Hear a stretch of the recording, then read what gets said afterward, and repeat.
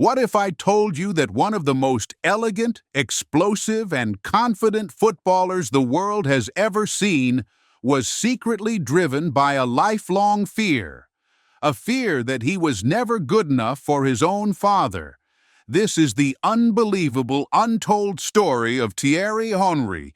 His journey begins in Les, a tough suburb of Paris, where a young Thierry was pushed into football by his father, Antoine.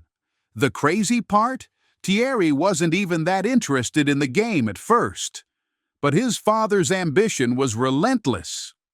From the age of 7, every training session, every match was a test.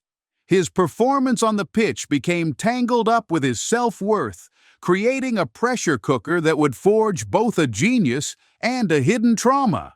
His raw talent was undeniable, though. At just 13, a scout from Monaco watched him play a match.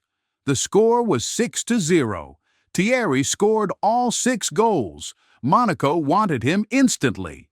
Under a brilliant manager named Arsène Wenger, Henry began to shine, becoming a French champion, and then, at just 20 years old, a World Cup winner with France in 1998. He was on top of the world. And then came the move that nearly shattered his career.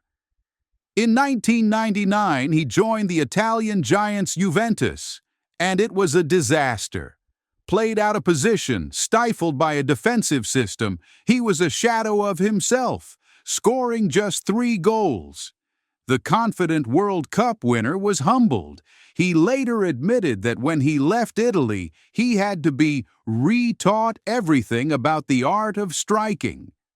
That re-education happened in London after he reunited with his mentor Arsène Wenger at Arsenal. Wenger had a vision.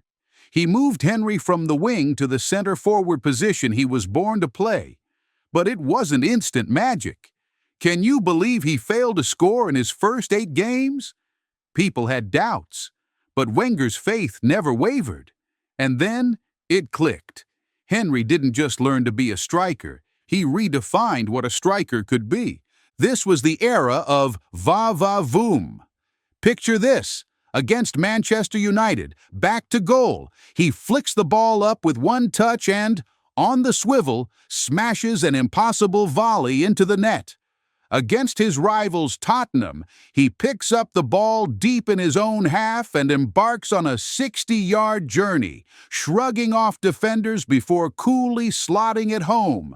A goal so iconic, they built a statue of his celebration.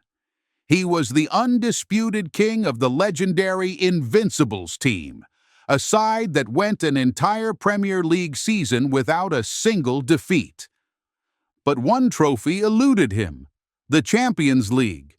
So he made a difficult move to Barcelona, adapting from being the main star to a vital part of a team featuring Lionel Messi and Samuel Eto'o.